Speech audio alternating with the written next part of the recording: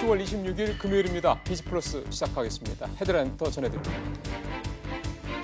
주식시장이 오늘도 떨어졌습니다. 코스피는 오전 장한때 2000선 근처까지 밀리는 등 장중 내내 약세 분위기였습니다. 외국인은 오늘까지 7거래일째 순매도 행진을 이어갔습니다.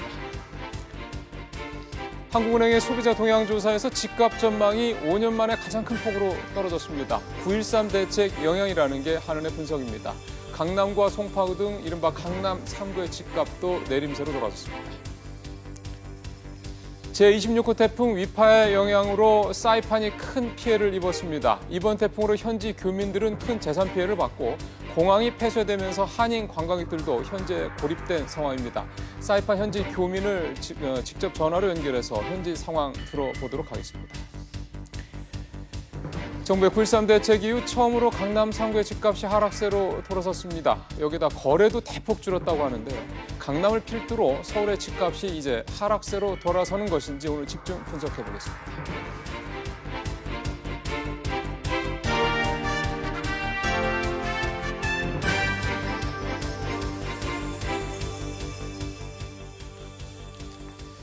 네, 우리 시장은 오늘도 연중 최저치까지 떨어졌습니다. 이렇게 되면 나흘 연속입니다. 장중한 때는 코스피가 2000선 근처까지 밀리기도 했습니다. 보도국 연결해서 오늘 시장 상황 좀 들어보겠습니다. 윤선영 기자. 네, 보도국입니다. 장중 2000선이 붕괴 위협까지 받았다고요? 그렇습니다. 코스피가 오전 한때 2008까지 떨어지면서 2000선이 무너지는 게 아니냐는 우려가 나오기도 했습니다. 이후에 반등하면서 2027선에 장을 마쳤지만 나흘째 연중 최저점을 다시 썼습니다. 외국인은 오늘도 1,800억 원 가까이 순매도하면서 7거래일째 팔자를 이어갔습니다. 코스닥 지수도 어제보다 3.5% 가까이 하락한 663선의 장을 마쳤습니다. 환율은 오늘도 많이 올랐는데요. 1,141원 90전에 마감해 올해 들어 두 번째로 높았습니다. 그런데 오늘 새벽에 끝난 미국 시장은 많이 올랐다면서요? 그렇습니다. 뉴욕 증시는 기술주 중심의 나스닥이 3% 오르는 등 반등했습니다. 하지만 우리 증시에는 별 호재가 되지 못했는데요. 전문가들은 미국 증시가 반짝 상승에 그칠 수 있다는 경계감에다 미중 무역 갈등이 장기화될 수 있다는 우려감이 우리 시장에 악재가 되고 있다고 분석했습니다. 지금까지 보도국에서 전해드렸습니다. 예, 지주회사 체제 전환을 준비하고 있는 우리은행이 오늘 이사회를 열었습니다. 그래서 지주회사로 전환한 다음에 회장과 은행장의 겸임 여부를 놓고 오늘 회의를 벌였다고 합니다. 취재기자 연결해서 결과가 나왔는지 알아보겠습니다. 김성현 기자. 네, 김성현입니다. 오늘 이 겸직 관련돼서 결론이 나왔습니까? 네, 결론을 내리지는 못했습니다. 우리은행 이사회는 우리금융지주 회장 선출건에 대한 논의를 지주사 전환 승인 이후로 연기했습니다. 지주사 전환 승인 이전부터 불필요한 잡음이 나오는 것을 막기 위한 조치로 풀이됩니다. 우리은행 이사회는 우리은행 본점에서 오전 10시부터 4시간여 동안 회의를 열었는데요. 지배구조에 대한 특별한 논의 없이 3분기 실적 등 기존 안건만 의결하고 회의를 마쳤습니다. 우리은행 이사회는 다음 달 7일 지주사 전환 승인 인가가 난 뒤 임시이사회를 소집해서 회장 선출건에 대한 논의를 이어간다는 방침입니다. 일부 관치 논란도 그동안 있었습니다만 금융당국이 오늘 우리은행 지주사 전환에 대해서 구체적인 입장을 내놨다고요. 네, 그렇습니다. 금융당국은 우리은행 지배구조에 대한 충분한 검토를 한 뒤에 의견을 밝히겠다는 입장을 나타냈는데요. 최종구 금융위원장은 국회 정무위원회 국정감사에서 우리은행이 지주회사로 전환하는 과정에서 지배구조에 대한 정부의 생각을 분명히 밝히겠다고 강조했습니다. 예금보험공사가 우리은행 지분 18.4%를 갖고 있는 최대 주주로서 우리은행의 지배구조와 관련해 의견을 전달할 것이란 입장을 재확인한 건데요. 다만 정부가 의도하는 인사를 경영진에 앉히려는 인사 개입은 없을 것이라고 선을 그었습니다. 지금까지 SBS CNBC 김성현입니다. 정부의 9.13 부동산 대책 영향으로 서울의 강남권 아파트 가격이 떨어지는 경향이 뚜렷해지고 있습니다. 소비자들도 향후 집값의 전망에 대해서 상당히 떨어질 것이다 이렇게 보고 있었습니다. 김한정 기자입니다. 서울 송파구 잠실에 위치한 3,700세대 규모의 한 아파트 단지입니다. 전용 면적 59제곱미터 아파트값이 최근 한 달 새 1억 1천만 원가량 하락했습니다. 9.13 대책에 따른 여파인데 이런 분위기를 반영하듯 한국은행이 1년 뒤 집값 전망에 대한 소비자 심리 지수를 조사한 결과 지난달보다 14포인트나 급락했습니다. 낙폭이 지난 2013년 1월 이후 최대치입니다. 지난달 발표된 정부의 부동산 정책이 소비자들의 영향을 좀 미쳤고 또 주택 공급 물량이 계속 증가되고 있는 현상, 이런 부분들이 종합적으로 영향을 미치면서 부정적 시장 전망은 주택 거래에 그대로 반영돼 서울 송파구는 15주, 강남구와 서초구는 각각 14주, 18주 만에 아파트 값이 내림세로 돌아섰습니다. 한편 한국은행이 조사한 이달 전체 소비자 심리지수는 2달 만에 100 밑으로 떨어졌습니다. 주택시장에 대한 부정적 전망과 함께 경기 침체가 반영되면서 소비 심리가 위축된 것으로 분석됩니다. SBS CNBC 김한진입니다. 집을 팔아서 10억 원 이상의 돈을 번 서울 사람들 가운데 절반 이상은 강남 3구에 사는 사람들인 것으로 조사됐습니다. 더불어민주당 김두관 의원이 국세청으로부터 받은 자료를 보면 2016년 기준으로 서울 시민의 주택거래 6만 3천여 건 가운데 양도 차익이 10억 원 이상 거래가 2.9%, 1,800여 건으로 나타났는데 이 가운데 강남 3구에 거주하는 사람들이 판 주택이 54%, 양도 차익 총액은 1조 4천억 원이 넘었습니다. 기아차의 3분기 실적이 나왔습니다. 흑자 전환에는 성공했는데 수익성은 악화됐습니다. 올해 3분기 매출은 14조 700억 원, 영업이익은 1조 1000억 원을 기록해서 지난해 같은 기간에 비해 매출액은 0.2%가 줄었지만 영업이익은 흑자로 돌아섰습니다. 하지만 기아차의 흑자 전환은 지난해 통상인 관련 일회성 비용이 반영된 것이어서 실제 영업이익은 지난해 같은 기간과 비교해 3,200억 원 줄어든 것으로 분석됩니다.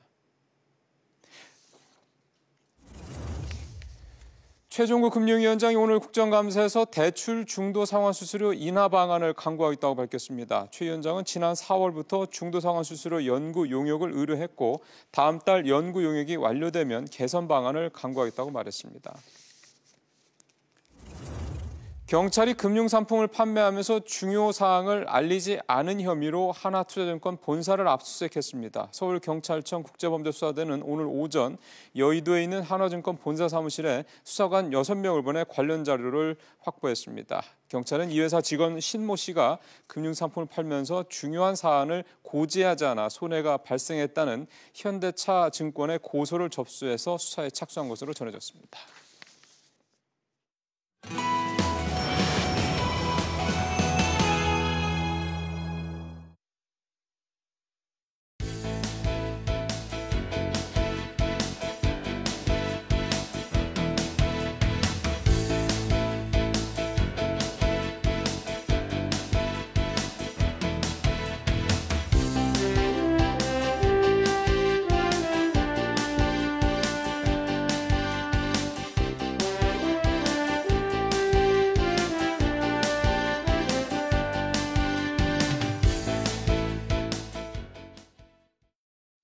가뜩이나 경제 지표들도 좋지 않고 고용 상황도 나쁘고 그래서 우리 국민들의 경제에 대한 이 심리가 상당히 좀 좋지 않은 상황에서 주식시장마저 최근 계속 떨어지다 보니까 여러 가지로 악재가 더하고 있는 상황입니다. 어제에서 오늘도 우리 주식시장에 대한 얘기 조금 더 들어가 보도록 하겠습니다. 오늘은 자본시장연구원 황세훈 연구위원을 전화로 연결하겠습니다. 황 의원님 안녕하십니까? 네, 안녕하세요. 일단 황 의원님 이렇게 시장 하락세 이유를 어디에 있다고 보십니까? 일단 가장 중요한 시장 하락세의 원인은 경기 침체, 경기 하강에서 찾을 수 있을 것 같습니다. 지금 우리나라 경기는 이미 하강 국면으로 접어들었다 이렇게 봐야 되는 것 같고요. 그리고 내년 경기 전망이 현재 2.5% 내외, 2% 중후반 정도에서 지금 경기 전망이 이루어지고 있는데 실질적으로 경기 하락의 폭이 이거보다는 훨씬 더 클 가능성이 높다라는 것이 이제 시장에서 꾸준하게 제기되어 왔는데 거기에 대한 우려가 현실적으로 주가에 반영되고 있는 과정이다 이렇게 볼 수가 있습니다. 미국의 경기 같은 경우도 보면 올해 이제 경기 정점을 찍고 내년도 미국 같은 경우도 경기 하락으로 전환될 가능성이 상대적으로 높게 점쳐지고 있습니다. 미국이 경기 하락으로 접어들게 되면 사실 그 영향이 직접적으로 우리나라로 넘어올 수밖에 없는 거거든요. 그렇죠. 따라서 이런 경기 하락, 국내외적인 경기 하락에 대한 우려가 그리고 그것이 생각보다 더 클 수 있다는 우려가 주가에 반영되고 있는 과정이다. 그렇게 해석해 볼 수가 있습니다. 지금 미국의 경기가 꺾일 것이다 내년에 이렇게 말씀을 하셨기 때문에 지금 미국이 상당히 좋다라는 거 많은 사람들이 알고 있는 상황에서 조금 낯선 얘기입니다. 그래서 왜 그렇게 말씀하시는지 그 근거가 뭔가요?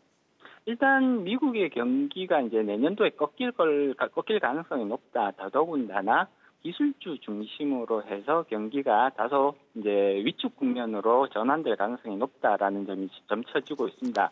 미국의 주가 움직임들을 살펴봐도 현재까지는 굉장히 견조한 모습을 보이는 것이 사실입니다만 미국의 주가만 살펴보면 이미 올해 상승분을 거의 다 반납을 했거든요. 예. 이렇게 주가가 움직이는 것은 내년도 미국 경기가 사실 현재의 모습보다는 위축된 국면으로 갈 가능성이 상당히 높아졌다는 것을 선반영하고 있기 때문에 이러한 주가 움직임이 나타난다라고 해석하는 것이 타당할 것 같고요. 예. 특히나 주가 하락폭이 큰 종목들이 이제 IT주, 기술주 중심의 IT주 그런 이제 종목들 우리가 잘 알고 있는 페이스북이나 혹은 애플이나 아마존 같은 그런 이제 기술주들이 많이 주가가 하락을 하면서 이런 IT 산업의 경기 하강세가 내년도에 굉장히 뚜렷해질 것이다.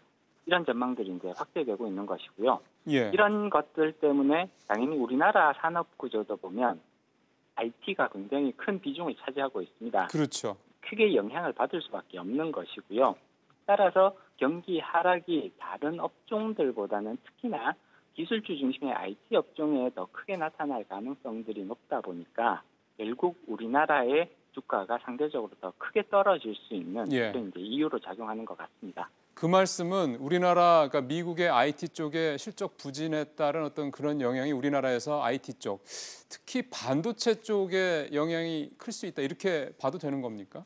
그렇습니다. 특히나 많은 영향을 받는 부분은 반도체 산업일 수밖에 없는 것 같고요. 예. 반도체 산업이 사실 우리나라 전체 기업들의 영업이익을 이끌어 나가고 있다 이렇게 평가해 볼 수 있을 수준인데요. 예. 내년도에는 전체적인 IT 산업들이 이제 하강 국면에 접어들면서 반도체에 대한 수요도 올해보다는 많이 위축될 가능성들이 제기가 되고 있습니다. 그러다 보니까 이제 이런 반도체 중심의 산업 구조를 가진 우리나라 전체적인 주가가 크게 반응할 수밖에 없는 것이죠. 만약에 내년에 우리가 말씀하신 대로 반도체까지 이렇게 상황이 좀 부진해지고 안 좋아진다 그러면 우리 경제를 끌고 갈 만한 그런 동력이 별로 안 보이네요. 일단은 뚜렷한 주도주가 현재로서는 보이지 않는다. 이런 점은 굉장히 우려스럽다고 말씀드릴 수가 있습니다. 예. 올해까지는 반도체가 그래도 굉장히 선방을 해주었기 때문에 상대적으로 경제 성장률도 나쁘지 않았고요. 그리고 주가도 비교적 선방을 했다고 볼 수가 있는데 내년도에는 반도체도 이제 하강 국면으로 접어들고 이것들을 대체해 줄 수 있는 다른 새로운 업종들이 전혀 보이지 않는 상황이기 때문에 내년도는 확실히 올해보다는 굉장히 조금 어려운 국면이 이어질 가능성이 높아 보입니다. 알겠습니다. 외국인 얘기 좀 해봤으면 좋겠습니다. 황 의원님은 외국인 계속된 순매도세를 어떻게 해석하고 계십니까? 일단 가장 중요한 부분은 외국인들이 지금 계속해서 순매도세를 보이고 있는 건 분명한데요. 그 순매도의 원인을 살펴볼 필요가 있다는 거죠. 왜 외국인들이 그러니까 주식을 팔고 빠져나가느냐. 가장 중요한 부분은 역시나 내년도 경기에서 찾을 수 있다라고 볼 수 있습니다. 예. 경기 하강세가 이어진다면 우리나라 기업들의 전반적인 영업 실적이 떨어질 수밖에 없는 것이거든요. 그렇죠. 그렇게 된다면 외국인의 입장에서도 실적이 떨어지는 그런 주식들에 대해서 비중을 줄일 그런 인센티브 유인이 존재를 하는 것이고요. 당연히 선제적으로 주식의 비중을 줄임으로써 이러한 경기 하강에 대한 위험에 대해서 대비를 하는 그런 모습들을 보이는 건데 결국 이런 것들이 매수보다는 매도를 더 확대함으로써 향후 다가올 수 있는 그런 추가적인 주가 하락에 대비하는 그런 이제 원인으로 작용하게 되는 거죠. 혹시 황 의원님이 조금 우리 시장과 관련해서 좀 긍정적으로 보시는 부분도 있습니까? 일단은 지금 이제 계속해서 악재들이 나타나고는 있습니다만 조금 그래도 다행스러운 부분은 추가적인 악재의 크기가 그렇게 크지는 않을 것 같다라는 말씀을 조금 드릴 필요가 있을 것 같고요. 현재 시장이 굉장히 이제 조금 공포스러운 그러니까 공포감을 느끼는 투자자분들이 굉장히 많으실 텐데 현재 주가가 많이 이미 내년도 경기 하강을 예상해서 주가가 많이 조정된 상태이기 때문에 추가적인 조정의 폭, 물론 조금 더 하락할 가능성은 충분히 남아 있습니다만 추가적인 하락의 폭이 그렇게 크지 않을 가능성이 높다. 시장은 점차 바닥에 근접하고 있다라고 예. 평가를 해볼 수가 있습니다. 그렇기 그럼, 때문에 예. 투자자분들께서는 지나치게 이제 공포감에 사로잡힐 필요까지는 없으실 것 같고요. 예. 현재의 상황에서 어떠한 방식으로 조금 방어적인 그런 이제 포지션을 잡아야 할 것인가 이런 부분에 대해서 조금 더 집중하실 필요가 있지 않을까 싶습니다. 그러게요. 그래도 마지막으로 또 앞으로 장 어떻게 보시는지 지금 일단 낙폭이 향후에 많이 떨어질 것 같지 않다고 하셔서 조금 조정이 가긴 갈 것 같습니까? 추가적인 조정은 충분히 가능하고요. 투자자분들께서는 당연히 2000선이 무너지는 상황까지도 염두에 두실 필요성이 있습니다. 예. 그렇지만 과거의 경험들을 살펴보면 현재의 상황에서 주가가 추가적으로 5%, 아무리 많아도 10% 이상 떨어질 가능성은 상당히 낮아 보인다라고 전망을 해볼 수가 있고요. 예. 그렇게 봤을 때는 1900포인트 상단 근처가 그 현재의 상황에서는 예상해 볼 수 있는 저점대일 가능성이 높아 보입니다. 따라서 예. 이런 부분들을 조금 감안을 하셔서 이제 투자 판단을 내리시는 그런 모습을 보이실 필요가 있습니다. 일단 너무 우리 투자자분들이 패닉 상태에 빠질 필요는 없을 것 같아요. 좀 더 냉정하게 시장 봤으면 좋겠다. 이렇게 하면 되겠죠. 그렇습니다. 다시 한번 그 시장에 대한 재평가를 하는 그런 기회로 활용하시는 것도 충분히 권해드릴 만합니다. 알겠습니다. 위원님 말씀 잘 들었습니다. 네네, 감사합니다. 예, 최근의 약세 상황에 대한 자본시장연구원 황세훈 연구위원의 분석을 좀 들어봤습니다. 지금부터 이 얘기 조금 더 해보도록 하겠습니다.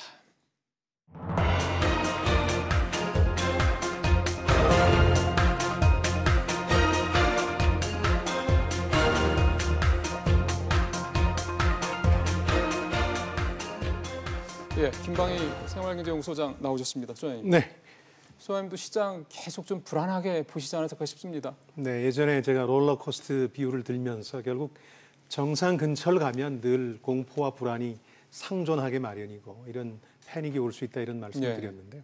전 엉뚱하지만 이런 비유 말씀드리고 싶어요. 공포 영화 가운데 컨저링, 주온 이런 게 무섭다는 소문을 많이 들었어요. 네. 근데 영화관에 가서는 아무리 무서워도 이제 소문을 이미 들었기 때문에 또 영화관에서는 아무 일도 벌어지지 않을 걸 알기 때문에 안심하고 봐도 되겠다. 그런데 막상 보면 더 무섭습니다. 그 이유는 같은 많은 사람들이 보면서 소리를 지르기 때문에 그게 공포심을 더 자극한다. 그러니까 사실 지금까지 글로벌 악재나 외국인 매도세 때문에 우리 증시가 이렇게 올해 들어서 1월 29일 고점 대비 22%나 빠졌다는 얘기에 대해서 여러 가지 그 변수들을 설명하는데 하나도 새로운 건 없어요. 그 반체제 사우디 언론인의 암살 사건 외에는 대부분 우리가 예상했던 거거든요. 그렇죠. 무섭다는 건 알았어요. 무서운 일이 벌어질 거라는 걸. 그런데도 막상 공포 장세가 시작되니까 주변에서 이제 이른바 비명을 질러대기 시작하고 이게 전염이 되다시피 하면서 생각보다 더 무섭게 느껴지는 거거든요. 요즘에 근데 신문들 보다 보면은 막 이제 굉장히 무서운 얘기들을 많이 해서 뭐 위기 얘기들 참 많이들 하고 그런 것들이 참 많이 나오지 않습니까? 네, 공포 심리를 더 자극하죠. 아마 시청자분들 또 국민들께서 좀 걱정을 더 하실 것 같아요. 일반 심리적으로 상당히 위축되는 분위기인 건데 우리 경제 펀더멘탈에 대해서는 어떻게 봐야 될까요? 그러니까 재평가라는 게 이런 공포 장세에서 굉장히 중요한데요. 다 알려진 변수지만 공포심이 극대화되면서 재평가하기 시작해요. 그러니까 예를 들어서 블랙 서스데이라는 미국에서 벌어진 폭락의 경우에도 사실은 국채 금리가 이제 올라가는데 이걸 재평가하기 시작한 거예요. 올라갈 건 다 예상했잖아요. 그렇죠. 그런데 한 달 단위로 거의 2배씩 뛰기 시작하니까 이게 보통 올라가는 게 아니라 연준의 금리 인상과 별개로 이 채권 시장의 금리는 확 뛰는구나 하는 재평가가 이루어졌고 지금 우리 시장에서 벌어지고 있는 우리 경제의 펀더멘털에 대한 것도 재평가가 이루어지는 단계라고 보거든요. 사실은 그 재평가 가운데 우리 경제가 비교적 성장에선 무디지만 안전성이나 건전성은 상당히 좋다는 거였는데 최근 들어서는 이제 공포 심리가 극대화되면서 이것에도 문제가 있을지 모른다 하는 재평가를 하고 있는 상황이거든요. 아까 지금 황 박사하고 얘기에도 나왔지만 펀더멘털 자체가 그렇게 우리가 자신할 만한 상황은 아니지 않느냐 하는 재평가를 하고 있는 상황이거든요. 그러다 보니까 공포심을 더 부추기게 되는 건데 글쎄 뭐 하여튼 패닉 상태에서는 기술적 분석이나 혹은 펀더멘탈이라는 게 큰 의미를 가지지 않는다는 걸 시장에서 너무나 많이 봐왔기 때문에 대중의 심리에 의해서 움직이는 게 장의 흐름이기 때문에 지금 그런 상황이라고 봐야겠죠. 그래서 사실 그럴 때 필요한 게 일종의 립 서비스 아닙니까? 정부의 이제 고위 관계자들이 그러니까 공개적인 자리에서 우리 경제 펀더멘탈이 안정적이다 이런 얘기들인데 오늘도 최종구 위원장이 비슷한 했죠. 얘기도 했고요. 시장은 근데 별로 최종구 위원장의 말에 신뢰를 안 갖는 것 같습니다. 예, 그러니까 시장이 재평가를 하고 나면 이 립 서비스가 큰 의미를 가지질 못해요. 그리고 긴급 점검 회의를 하고 나서 늘 나오는 얘기가 있죠. 모니터링 한다 그러는데 네. 저는 그것도 초점을 조금 잃었다고 생각하는데요. 그 외화 유동성에 문제가 생기는 식의 위기가 오는 건 아닙니다.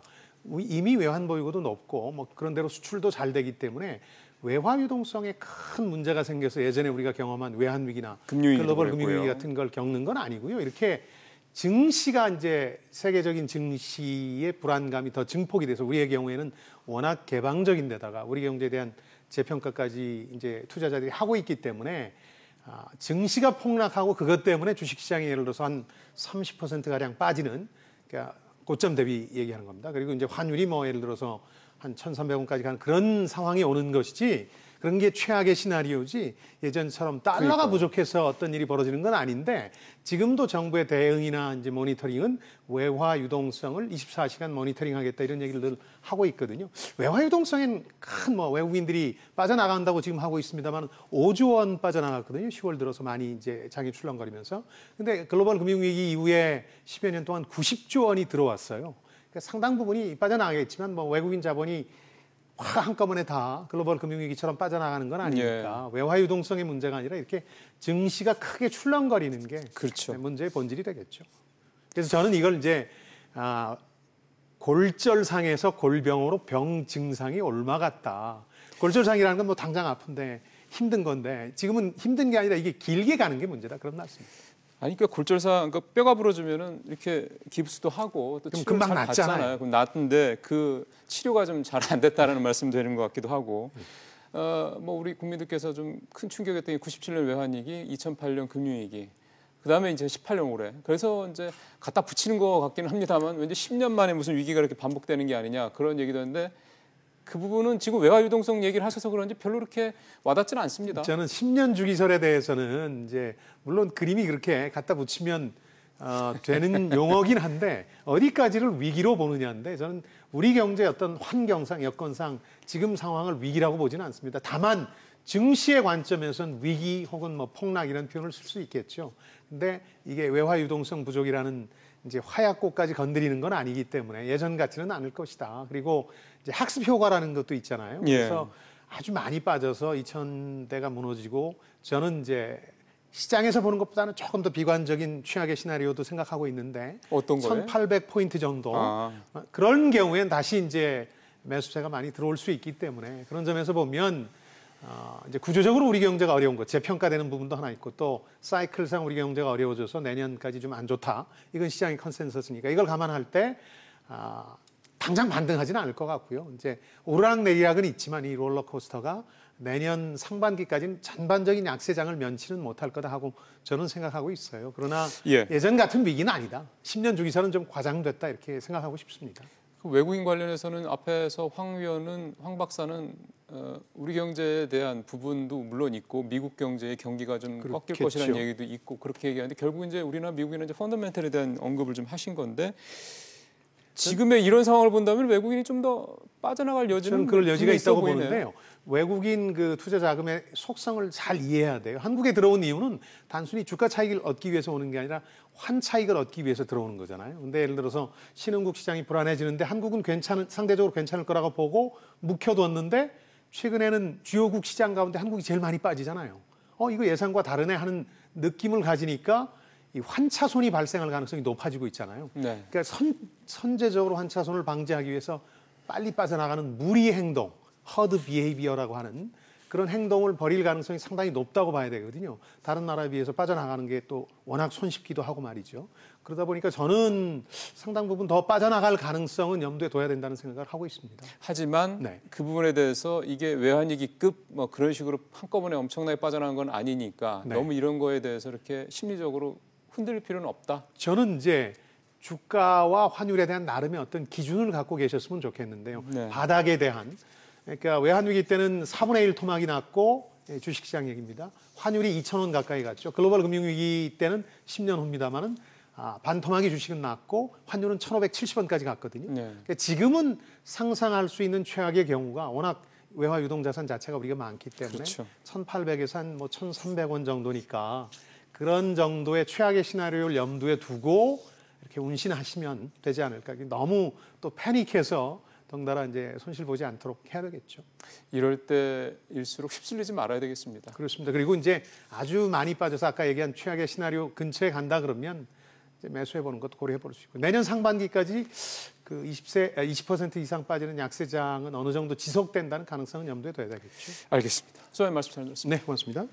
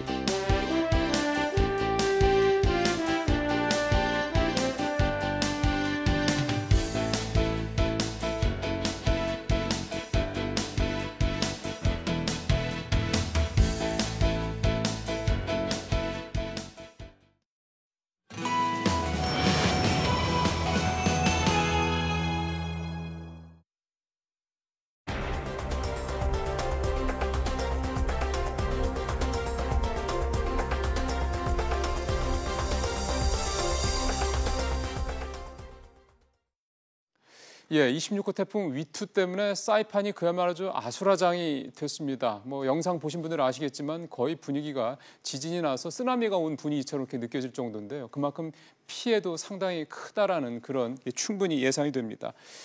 일단 저희가 현재 교민 한 분을 전화 연결을 해서요. 직접 상황 좀 들어보고 거기 또 우리 관광객분들도 많이 발목이 잡혀있기 때문에 그분들 상황 좀 얘기를 들어보도록 하겠습니다. 사이판 가이드협회 김종걸 회장님 전화 연결됐습니다. 회장님 안녕하세요. 여보세요. 예, 회장님. 네, 안녕하세요. 예, 반갑습니다. 일단은 네네. 그 태풍 얘기 잠깐 먼저 좀 했으면 좋겠는데 그 위력이 어마어마했다고요? 그러게 제가 겪었던 태풍 중에서는 이번 태풍이 제일 강력했던 것 같습니다. 예. 뭐 바람이라든가 이런 것들이 뭐 어느 정도로 느껴지시던가요? 제가 아파트에 사는데요. 네. 8층 건물 아파트가 전체가 흔들릴 정도여서 여기서 살면서 태풍을 여러 번 맞아봤는데요. 그러겠죠. 와이프하고 아이들이 놀랄까 봐 겉으로 표현을 못했는데 지난 그 태풍 오는 새벽 1시, 2시 사이가 제일 셌던 걸로 기억나는데 네. 그때는 정말 무섭더라고요. 건물이 무너질 것 같다는 생각이 들어서 건물 밖을 나가야 되나 싶을 정도로 정말 많이 흔들렸어요. 근데 밖으로 나가는 건 더 위험하기 때문에 그렇죠. 나갈 수는 없고 실내에서 그러니까 유리가 또 깨지면 파편이 튈 수 있기 때문에 그 유리 먼 곳에서 이렇게 대기했던 시간이 지금도 나는데 정말 엄청났습니다. 이번 태풍은. 네. 그 정도만 말씀하셔도 얼마나 충격이 크셨는지 좀 이심전심이 조금 되네요. 근데 일단 외교부에서 그 집계한 걸 보니까 인명 피해는 없다고 하는데 확실히 맞습니까? 예, 사이판은 그 태풍이 잦은데요. 희한하게 건물이라든가 이런 것들이 피해는 많이 오는데 인명 피해는 전통적으로 없어요.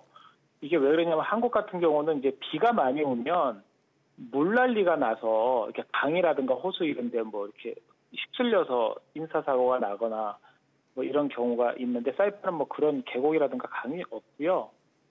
그리고 일단 태풍이 오면 밖으로 외부 활동을 안 하니까 날아다니는 거에 이렇게 맞아서 사고가 나는 것도 없고 하기 때문에 그 태풍이 정말 심하게 오는데 비해서 인명 피해가 나는 경우는 정말 신기할 정도로 없는 지역이 사이판입니다. 그러네요. 참 다행이네요. 그래도 지금 영상으로도 나갑니다만 재산 피해는 꽤 있을 것 같은데 우리 교민분들. 그러니까 그 이후에가 더 죽을 것처럼 힘든 시기가 오지요. 일단은 모든 전기라든가 물이 다 끊겨버리니까요. 예. 이게 이제 교민들이 생활하는 데 있어서 기본적인 전기하고 물이 공급이 안 되니까 그렇죠. 이게 이제 제일 생활이 힘들어집니다. 이후가 더 힘들죠. 태풍이 온 이후가요. 복구가 될 때까지. 예. 이제 여행객들 얘기 좀 여쭤보겠습니다. 현지에 네. 지금 발이 좀 묶여 있는 여행객들이 대략 몇 분 정도로 파악이 되시나요? 글쎄 이게 전체적인 여행객 숫자는 저희가 뭐 통계를 가지고 있는 게 없어서 잘 모르겠는데 언론에 나오기에는 뭐 1,700명으로 계속 이렇게 나오고 있더라고요. 그래요? 인터넷 같은 거 보니까요. 예. 외교부는 저희 이제 1,000명이라고 각 확인을 여행사 해주던데, 예. 예, 어쨌든 1,700명이요. 예, 외교부에서는 제가 오전에 직접 확인을 해봤는데 1,000명이라고 그랬고요. 근데 어쨌든 1,700명이라고 1,000명이요? 오후에 예. 계속 나와서 뭐 그 사이에 더 파악이 됐을 수 있는 거니까. 근데 이 여행객들이 지금 네. 기존 숙소에들 대부분 발이 묶여 있는 상태인 거죠? 예. 그러니까 지금 쓰고 계시는 호텔에서 나가지를 못하시니까 그 호텔에서 계속 묵고 계시는 분들이 대부분이시고요. 근데 또 그 방이 또 연장이 안 되시는 분들은 또 그 호텔 방을 비워줘야 되는 경우도 있죠. 이제 그런 분들이 많지는 않으실 텐데 그런 분들이 되게 좀 애를 먹고 계시고요. 예. 그리고 이게 이제 여행사를 통해서 이렇게 패키지로 오신 분들은 그나마 여행사에서 이렇게 계속 정보라든가 이렇게 안내 도움을 드리는데 자유여행 오신 분들이 이제 어디 도움받을 데가 없고 인터넷만 의존하시고 계시니까 더 힘드실 수도 있습니다. 알겠습니다. 역시 뭐 우리 여행객분들은 공항이 빨리 열려야 될 텐데 여기서는 기사로 나오는 거 보니까 28일쯤 열리지 않겠냐 이런 얘기 나오는데 현지에서는 어떻게 얘기 들으셨습니까? 그러니까 의견만 뭐 분분하고요. 오늘 제가 듣기로는 오후 4시쯤에 공항 관리하고 그 사이판에 이제 취항하는 그 항공사 지점장님들하고 오후 4시에 미팅을 하셨대요. 예. 근데 그게 결론은 못 내셨어요. 어떻게 할 수 있는 방법이 없고 지금 관제탑부터 활주로 유도등 이런 것들이 다 손상이 돼서 일단 비행기가 내릴 수가 없는 상황이니까 네. 오지를 못하고요. 3년 전에 태풍이 왔을 때에도 이런 재난 지역 선포되고 뭐 문제가 있었는데 그때 같은 경우는 이제 활주로 유도등 같은 게 안 들어오니까 새벽에 비행기가 오지 않고 한국에서 출발을 늦게 해서 사이판에 한 6시 넘으면 해가 뜨니까 해 뜨면 이제 육안으로 보고 랜딩을 하고 했던 기억이 있거든요. 그렇죠. 그래서 아마 이번에도 관제탑 쪽 좀 개선이 되고요. 그리고 네. 이제 이미그레이션 쪽 일단 컴퓨터가 돼야 이제 입국자들 체크를 하니까 그런 것만 이제 세팅이 되면 이제 활주로 부분들은 증이 안 되면 이제 지난번처럼 이제 육안으로 보고 랜딩을 하면 되니까요. 글쎄요. 아마 그렇게 해서라도 최대한 빨리 열려야지 이게 해결이 될 것 같습니다. 현재로서는 언제 열릴지 확실히 좀 알 수가 없다 이 말씀이네요.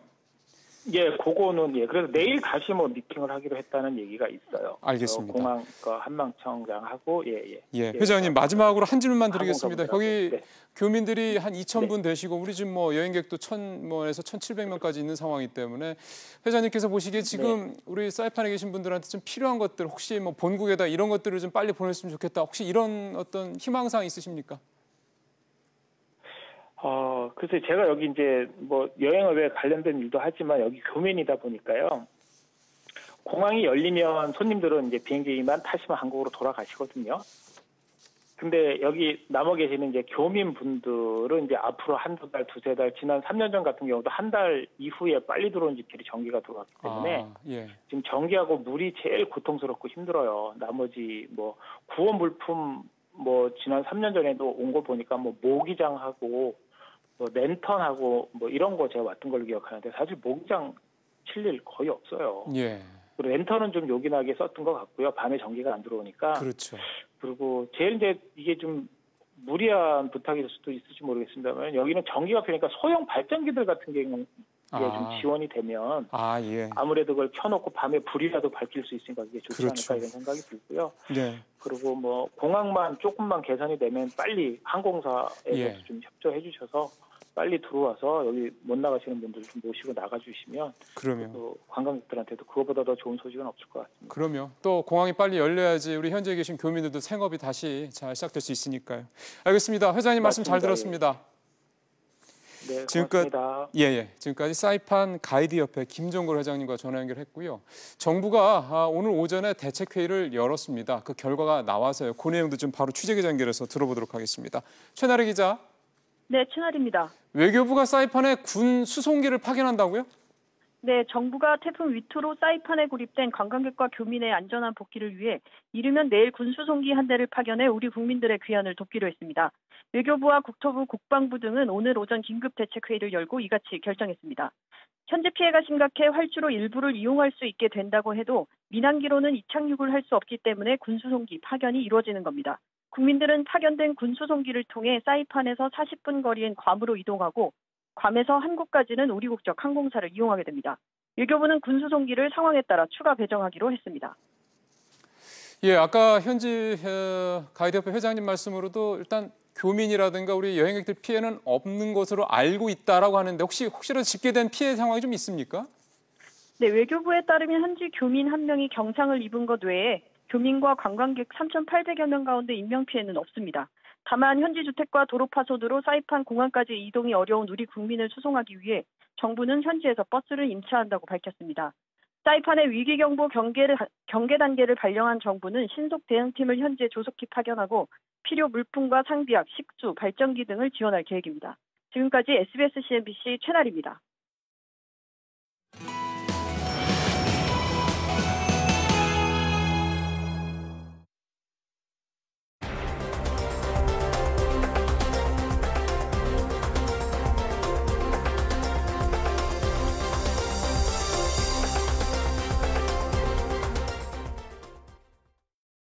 예, 오늘 집중분석에서는 서울의 강남권 아파트 가격이 하락한 내용, 이게 우리 시장에 어떤 의미가 있는지를 짚어보는 시간 집중적으로 좀 준비를 했습니다. 오늘 도움 말씀을 위해서 한국건설산업연구원 두성규 선임연구위원 모셨고요. 잠시 후에는 송파구 잠실동의 양민호 공인중개사 분과도 전화 연결해서 현지 얘기 들어보도록 하겠습니다. 두 박사님 어서 오십시오. 안녕하세요.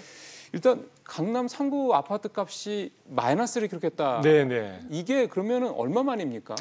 이게 상당히 오래됐던 것으로 알고 있습니다. 그래서 아마 상반기에 일시적으로 강남 지역에 있어서 어떤 마이너스로 약세가 있었던 적이 일시적으로 있었는데, 예, 지금 이제 최근에 됐고요. 이게 한국감정원 결과라고 할 수 있습니다. 그래서 지금 9.13 대책이 나온 이후에 한 5주, 6주 정도 경과하고 있는 시점에서 사실은 굉장히 정부도 이런 결과를 기다리고 있을지도 모르겠습니다. 그래서 지금 현재 그 서초구와 강남구 같은 경우에는 0.02% 정도 그리고 송파구 같은 경우는 0.04% 정도 하락한 것으로 이렇게 드러났습니다. 그러나 이제 전반적으로 본다면 서울의 경우에 전체적으로는 0.03% 여전히 상승한 것으로 나오기 때문에 상승폭이 많이 줄어들었고 강남 지역에서 유독 그 3구가 하락세, 마이너스로 하락세를 보였다는 점에서 상당히 특징적이다 이렇게 볼 수는 있을 것 같습니다. 그러면 그거를 좀 분석을 조금 더 깊게 들어가 보면 일단 강남권만 마이너스고 다른 데는 상승폭은 줄어도 플러스였다. 네네. 강남권만 줄어든 특별한 이유가 있습니까? 전체적으로 강남권에 있어서의 어떤 여러 가지 그 재산 처분과 관련해서는 어느 정도 좀 정리가 된 것이 아닌가 이렇게 보여지고요. 9.13 대책이 나오면서 종부세 부담이라든지 또는 여러 가지 이제 대출 규제나 이런 부분들이 있기 때문에 그에 따른 그 여러 가지 많은 그 주택 보유자들이나 혹은 주택을 사려고 했던 사람들이 대체적으로 9.13 전에 있어서의 어느 정도 다 정리가 됐다고 이제 볼 수가 있기 때문에 실질적으로 그런 부분과 관련해서 일부의 어떤 이제 사실은 급매물이라든지 그런 부분으로 인해서 나타난 것이 아닌가 이렇게 보여집니다. 그런데 실질적으로 이 부분과 동시에 지금 부동산 114에서 나온 결과를 보면은 사실은 전체적인 상승폭이 하락되는 것은 비슷하지만 지금 예를 들어 그 송파구 같은 경우에는 0% 전혀 변동이 없는 상태로 나와 있고 또 다른 강남 지역 같은 경우는 0.16% 상승한 것으로 나오기 때문에 그 표본에 있어서나 이런 부분들의 차이가 있다 보니까 아직까지 이번에 나온 강남 상구의 하락세 부분을 가지고 전체적인 시장의 방향이 단정적으로 결론 내리는 것은 어렵다. 알겠습니다. 그리고 거래량도 지금 사실 충분히 따라주지 않고 있기 때문에 단정적인 것은 좀 무리인 것 같습니다. 그 얘기를 조금 뒤에 이제 집중적으로 좀 다시 좀 말씀을 좀 들어보도록 하고요. 일단 지금 강남 쪽 얘기가 나왔기 때문에 송파구 잠실동에 그 우리 양민호 공인중개사님을 전화 연결해서 현장 얘기 좀 들어보도록 하겠습니다.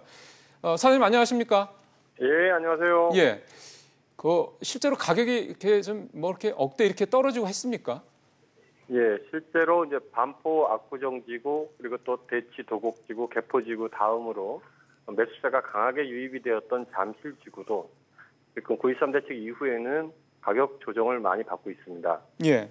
실내로 잠실 5단지 같은 경우에 고점 대비 약 1억 이상 현재 내려와서 거래가 매물이 나와 있는데요. 예. 이 매물이 현재 뭐 거래가 활발하게 거래가 되는 건 아니고요. 그대로 몇 개의 물건이 나와 있는 그런 상태입니다. 1억 정도 이렇게 호가겠지만 거래가 아직 뭐 네. 적다고 그랬으니까 호가지만 1억 정도 떨어지면은 좀 뭔가 의미 있는 분위기라고 생각되세요?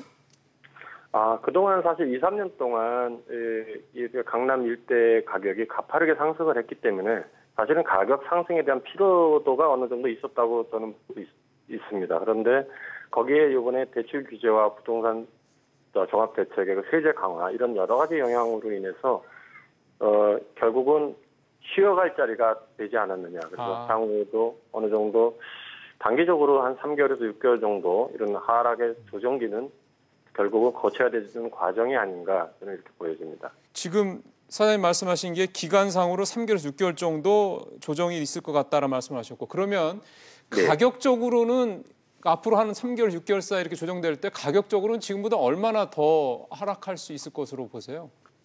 시장의 매수를 이제 원하시는 분들은 지금의 정도의 가격 조정 갖고는 만족할 만한 그런 상태가 아니라고 말씀들을 하십니다. 즉 그동안 너무 가파르게 올랐다는 느낌이 있었기 때문에 현재 한 5%에서 약 7% 정도가 호가가 오른 상태인데요. 9.13 대책 이후에. 예. 예, 지금보다는 조금 더. 그러니까 현재 잠시 저기 5단지도 그렇고 주변에 엘스 리젠트 아파트도 다 마찬가지인데요. 1억 정도 내려왔는데요. 호가가 그것보다 조금 더 한 5천만 원 정도 더 내려오는 정도를 원하시는 것 같습니다.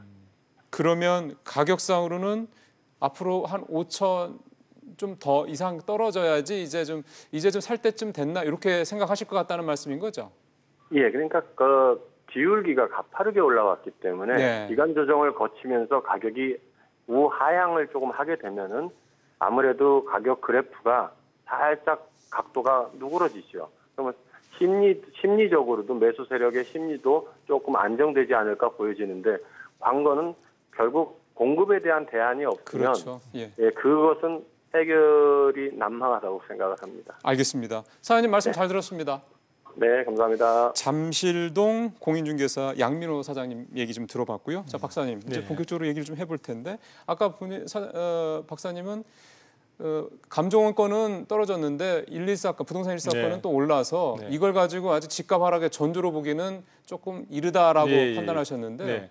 그럼 두 개가 다 이를테면 마이너스를 기록해야지 좀 그런 전조 이렇게 또 봐야 되는 겁니까? 그런 부분들도 뭐 여러 가지 이제 그 조사 기법이 좀 차이가 있다 보니까 그런 부분도 있을 것 같고요. 또 제가 볼 때 눈여겨볼 부분은 거래량이 충분히 동반되지 않았기 때문에 전체적인 급매물 중심의 호가 하락 혹은 이제 가격 부분에 있어서 약세 부분을 가지고 하나의 시장의 어떤 흐름 주류로 보기에는 다소 좀 무리가 있다는 거고요. 전체적인 지금 시장 흐름의 분위기 자체에는 매도하려고 하는 측이나 매수하려고 하는 측이나 모두 다 관망하는 조금 더 시간을 두고 보는 그런 입장을 보이고 있습니다. 지금도? 네네. 그래서 전체적으로 지금 조사한 바에 의하면 9월 14일에서 10월 25일 얼마 전까지죠. 한 45일간 정도 한 달 반 정도 기간을 두고 거래량을 한번 체크를 해보고요. 그 다음에 지금 그 이전에 한 동기간을 갖다가 같이 체크를 해본 그 서울의 아파트 거래량을 비교를 해보니까요. 실질적으로 그 9.13 대책이 나오기 이전에 한 달 반 정도의 거래량이 집중적으로 거래가 이제 어느 정도 입장 정리나 이런 것들을 갖다가 정리하다 보니까 한 18,000, 19,000건에 가까웠습니다. 서울의 경우에 한 달 반 사이에 거래량이 그만큼 많았는데 지금 그 9월 14일부터 10월 25일 사이에 이루어진 거래량은 불과 1,500건에 불과했습니다.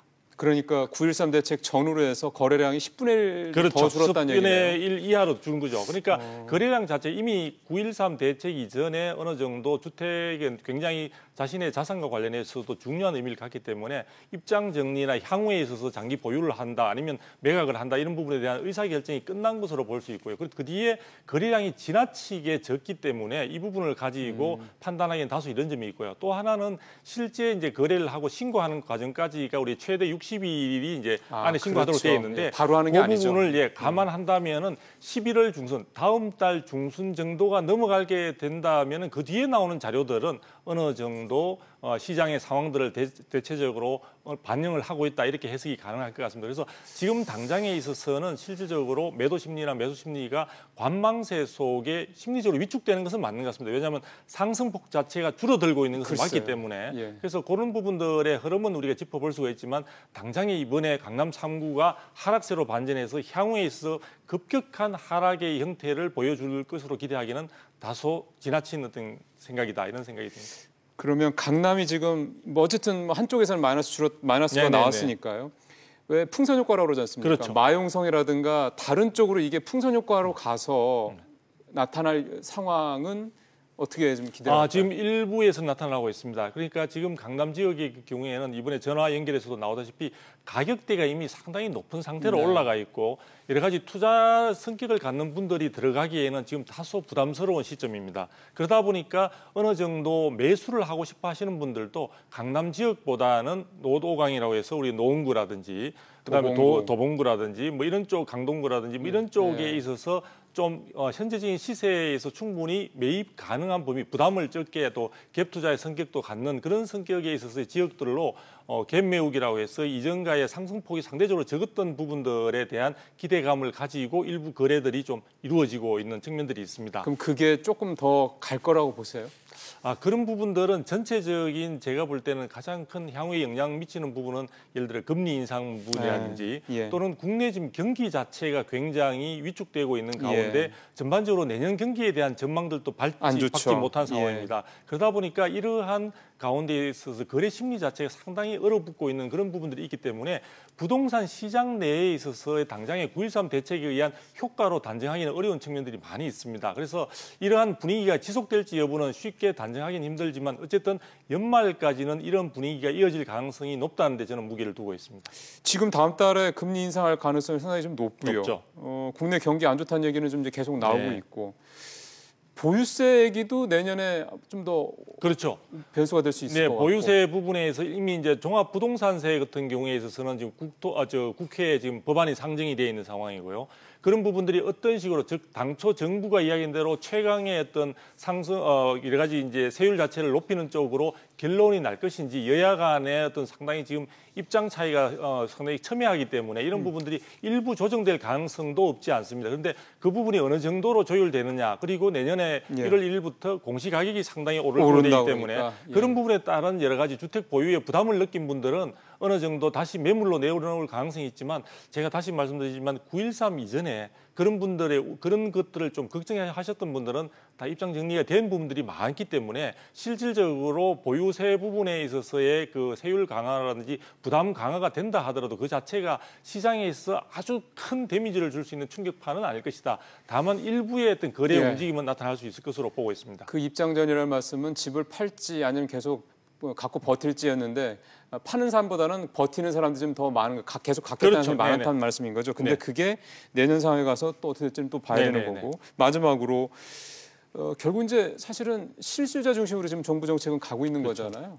이런 상황에서 실수요자들 같은 경우는 지난번에는 분양시장 쪽 공략하라는 말씀을 한번 하셨고 그런 분양시장 외에 뭐 일반 주택에 대해서는 일반 현재 기존에 있는 집들에 대해서는 어떤 식으로 좀 접근하는 게 좋을까요? 네, 지금 이제 주택 가격 자체가 조금 전에도 말씀드린 바와 같이 어느 정도 상당히 상승을 한 상태이기 때문에 기존 주택의 경우에 있어서도 사실은 접근하기가 쉽지 않은 상황입니다. 그리고 전체적인 분위기 자체가 여러 가지 이제 매도하는 쪽보다 또 수요로 좀 매수하려는 쪽에 있어서도 사실 부담스러운 측면들은 있기 때문에 지금 시장 상황은 분명히 상승폭이 줄어들면서 약세 기조로 전환되는 모양새를 보여주고 있습니다. 그래서 다소 조금 여유를 가지시고 주택 구입과 관련해서는 조금 중장기적인 어떤 의미에 있어서 접근하는 것이 필요하지 않을까. 그래서 일단 지금 시장 상황에 있어서 정부가 내놓은 9.13 대책의 확정 여부도 지금 아마 연말까지 되면 어느 정도 구체적인 결론이 날 것으로 보여집니다. 법안이 통과된다는 말씀이신 거죠? 법안 통과 여부도 확인될 수 있고 그다음에 이제 신도시 개발과 관련된 정부의 구체적인 그 공급 정책 그 부분에 대해서도 어느 정도 신도시 계획되는 그런 땅들이 지명이 될 거니까요. 그런 부분들을 봐가면서 공급 쪽에 있어서 물량들이 나오는 어떤 흐름들 그러니까 공급 쪽에 있어서 주택을 보유하신 분들이 매물을 내놓는 그런 흐름들을 지켜보면서 여유를 가지시면서 결정을 하셔도 늦지 않을 것 같다. 그래서 지금은 전체적인 분위기 속에서 너무 서둘러서 어떤 의사 결정을 하기보다는 집을 구하셔야 되는 입장에서는 예. 분양시장 이외에서는 좀 더 차분한 마음으로 시장을 지켜보는 것이 더 현명한 선택일 것으로 생각이 듭니다. 알겠습니다. 박사님 오늘 말씀 잘 네, 들었습니다. 감사합니다.